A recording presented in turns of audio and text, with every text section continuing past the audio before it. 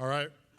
So I have the difficult task of trying to make somebody who's been a very important figure to Miami and where we have been, where we are today, and where we're going, and condense him into 45 minutes. So, Ron, I apologize in advance if I do something wrong with regards to your legacy and contributions to Miami.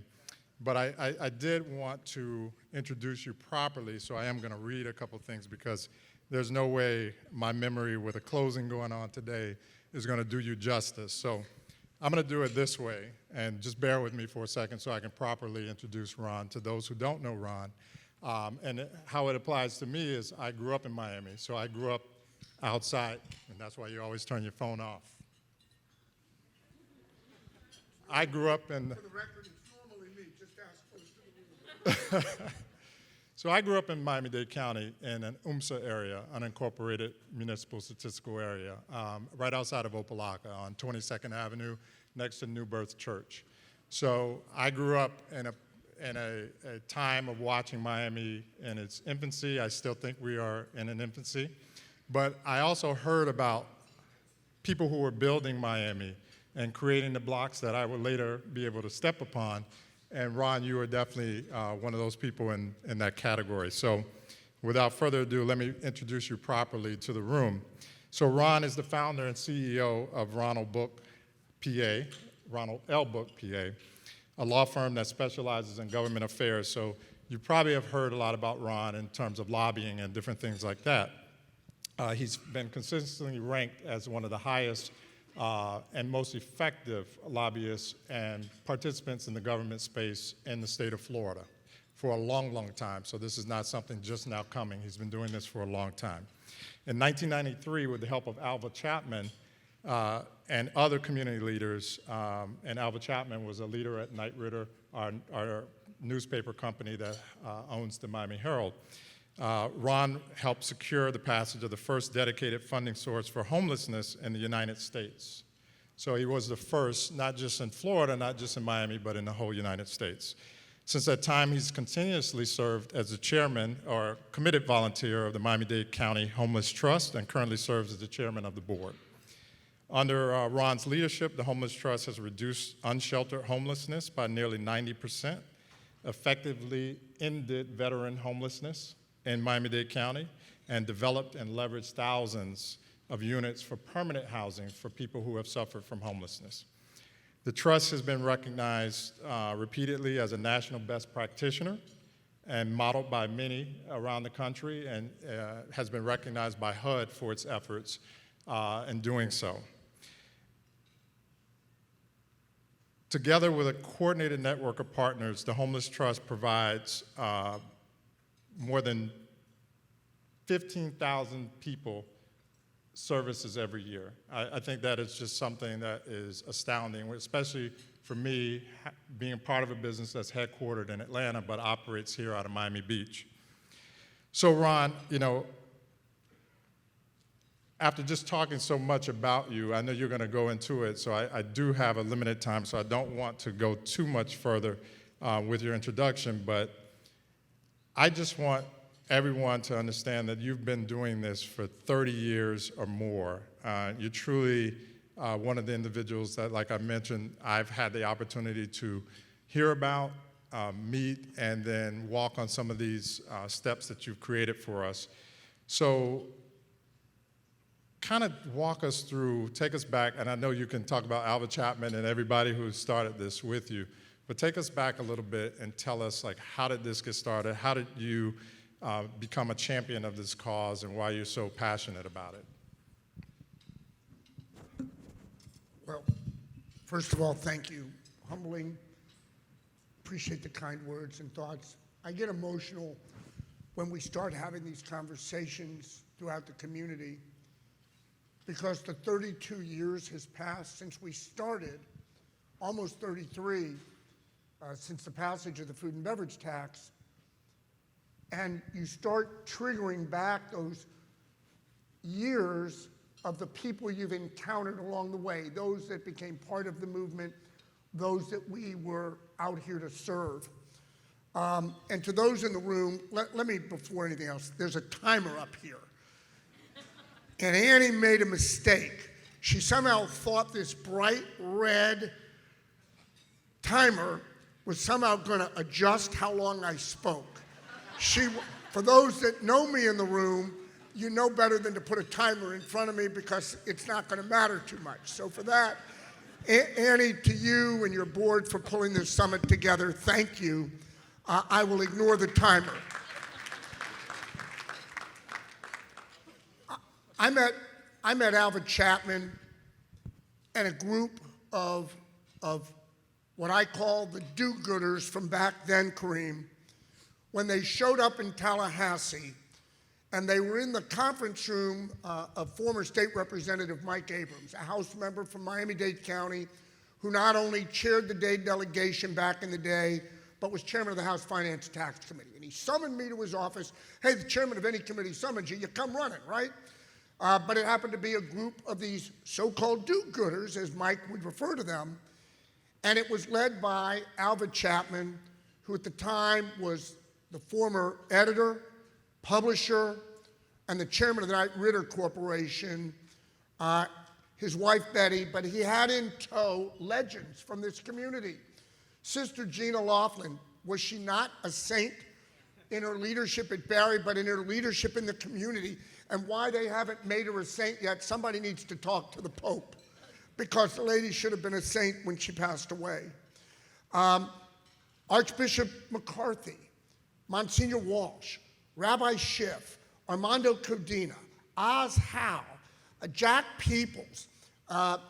They came out of this Governor's Commission on Homelessness having been created because Alva and Betty Chapman left their Bible study class on a Sunday, had an epiphany that they were told by God to end homelessness in our community. He picked up the phone, he called Governor Childs, who had defeated Jeb Bush in the election, basically demanded that the governor appoint a commission on homelessness, which was the foundation of our plan.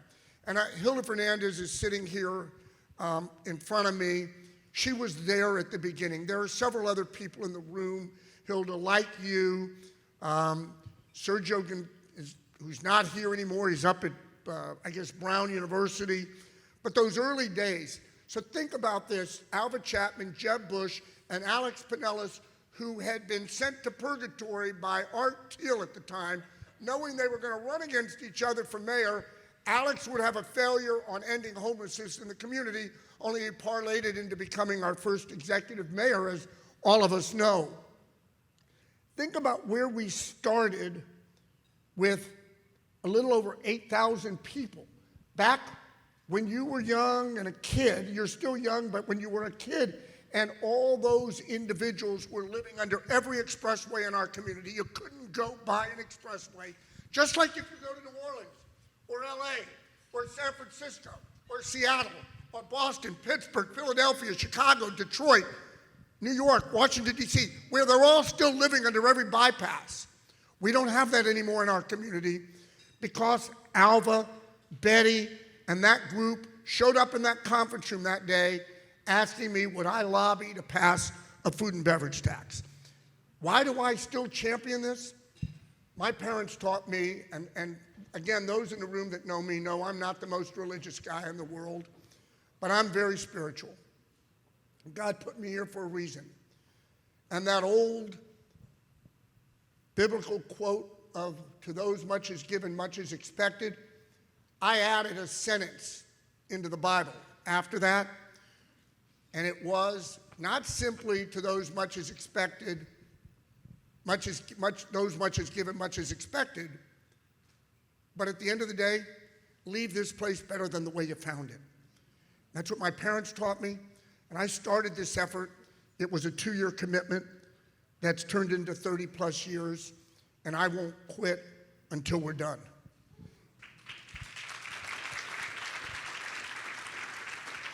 So Ron, everybody in the room can hear your passion about Miami. I think about some of the folks that have come before us in this room and the commitment that it takes for folks who are engaged really in community, what it takes to get the job done. So Can you talk about a little bit of what you had to do to get from where we were to where we are today?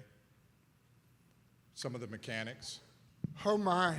You know, when I was driving here, I was thinking about a hearing that we have tonight in Cutler Bay. And for those of you who have nothing to do between 6 and 8 o'clock tonight and believe we still need to repurpose buildings, the Cutler Bay City Commission would be a great place to be from 6 to 8 o'clock tonight to support what the Homeless Trust is advocating in repurposing a hotel down there. But I thought about, go ahead, because we need you. Yeah. Help us help you end homelessness. But I think back to when we passed the tax, the trust got created in the county code, and we had a hearing at the city of Miami to cite the first homeless assistance center that the trust was going to, in a public-private partnership, build on North Miami Avenue between 14th and 15th Streets. We showed up for the hearing at the city of Miami. And again, for the few of you in the room that were there, not only was the commission chambers full, not only was that little lobby full, but that entire parking area in front of the Miami City Hall was full of standing people wanting to be heard on both sides of the issue. Back then, Steve Clark, the mayor of Miami at the time, recessed the meeting to a bigger venue 2 days later at the Knight Center. Folks, there were 4,400 people evenly split in the Knight Center. That is what we're going to walk into in Cutler Bay tonight. What did we do to get there? We decided back then, you know, I have these notes that my team gives me, and they know I don't follow those either. But I use them to just be sure I didn't miss anything. But I think back to that hearing. Right. But you got to go to the plan first. We said you needed 3 things in this community to end homelessness. You needed a plan, you needed money, and you needed leadership. And if we've said that once, we've said it 10,000 times over the last 30 years, and we've primarily said it to communities outside of Miami-Dade County. We said it in Broward, we said it in Palm Beach, we said it in Leon, we said it in Los Angeles.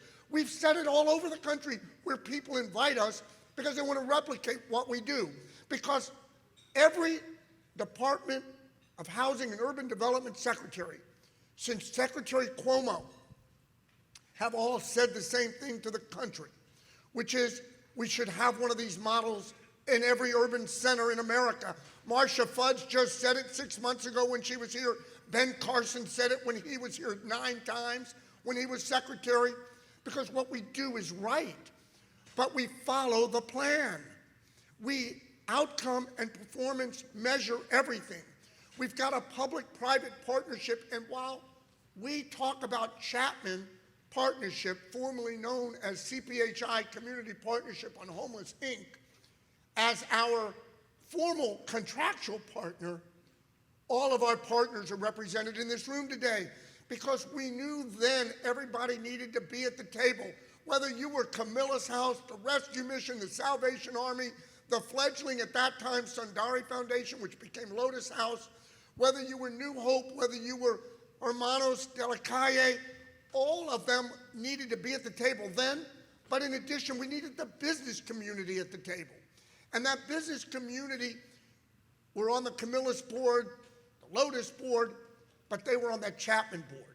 And that Chapman board contracted with us to help us design and build the 2 centers we own. They operate, referred to as Chapman, but the trust owns them, both of them 500-person shelters, one on North Miami Avenue, 14th, 15th, and one in Homestead.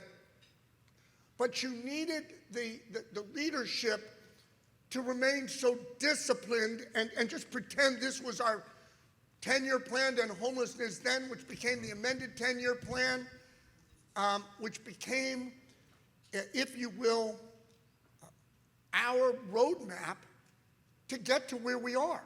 The reason we're supported at the county government building, at the city hall in Miami, and the other 33 cities around this county is because we've proven that what our plan was and is not only works, not only gets results. Think about this, folks. 90% decrease in unsheltered homelessness during the tenure of the trust, while others have only gone up. Not only do we have a 90% decrease in unsheltered homelessness in these 3 decades, but that includes the period of 2007. Whether historians write we started the Great Recession at the last quarter of 2006, or they acknowledged it the first quarter of 2007 matters not to me. Because whether you go back to 2006 or you go to 2007, to the recovery in 2013, our trend of ending homelessness as we know it continued to decrease during that time as well. That is not about me. That is not the 26 other people that serve on our board. That's about this community, this village of 3 million people who remain committed to following the plan. It doesn't mean we don't amend it. We have, over time, evolved. But what we don't do is knee-jerk. What we don't do is somebody comes up with a plan to put mats in a courtyard somewhere just to sweep people off the street between 6 at night and 6 the next morning without a plan for where we're going to transition them off of that courtyard. So that's a great segue for me, because as I was listening to you, I was thinking about my experience with homelessness. And I was thinking about what it is that we do as a business. So we are the inventors of mixed income housing. It didn't exist before our company started. That's 30 years ago, started with public housing. And so we ended up getting our opportunity because it was in a space that nobody really wanted to play in, because there was not a whole lot of money in housing, low-income individuals at that time. Things have changed. So Ron, talk about, I look at my experience in Miami, and so when I think about homelessness, I show up on Thanksgiving and Christmas, and I go and scoop a little thing, and I feel good. I pat myself on the back, and I feel good. And I say, hey, I take my daughter, and a few years ago, I didn't think that was the right thing. So as we talk about things need to change, as we talk about the health of Miami, maybe you can dive in, because I don't know how many people have an experience with homelessness and what it really is, and some of the acute issues that are around it. Can you speak to that and kind of maybe even address what I'm saying? I just show up 2 times a year and feel good about myself. What else can I be doing? Oh my, the beginning. So I did the same thing you did. Before I met Alva and all those people at that conference room in Mike Abrams' finance and tax suite, my idea of making a difference was to load up the vehicle a couple of days before Thanksgiving, a couple of days before Christmas, and show up at Camilla's house or show up at the rescue mission and drop some turkeys off, and I felt good about myself. Let me grab on a point that you didn't ask, that you tiptoed around. That self-gratification piece isn't about dropping the turkeys off at Camilla's or Lotus or Rescue Mission or Salvation Army or New Hope. What most people get as their instant gratification is when they drop spare change in somebody's bucket, cup, and hat. When they drive up to a corner where there are 20 people living on the streets and hand out subs or pizzas. Instant gratification. Those are 2 of the worst things we can do as a community. And that may seem inconsistent with the guy that leads the effort to end homelessness. But here's what I'm sure of. Half the time when you drop the pizzas off, they go in the garbage because they've already had 12 earlier in the day, number one. Number two, they eat on the streets, you're telling them that's okay. They're leaving the garbage there, creates a health problem. If they eat on the streets, they're urinating and defecating on the streets, and you make it way harder for me to get my outreach teams, whether they're the Green Shirts or they're New Hope or they're Hermanos, to access them to bring them in.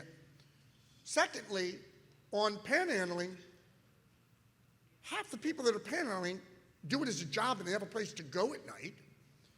And I am certain that not one penny is buying services, a unit of housing, a bed somewhere, or even food. So we oppose all of it because all of it flies in the face of the message of we want to get people off the streets, we want to get them to shelter, get them to housing. And I'm remiss if I don't go back. That 10-year plan, that amended 10-year plan, that community plan has morphed into priority home because we believe that's where we need to go. What can people do to help? First of all, showing up at any of our shelters and feeding people indoors, that's a good thing to do. And whether that's Thanksgiving or Christmas or it's 363 other days of the year, every one of our providers has a need for people to help on the food side of things. Secondly, we have mentoring programs. Almost every center, and certainly at Chapman, where we are the owners and we have young children there all the time, and Lotus that has young children there all the time,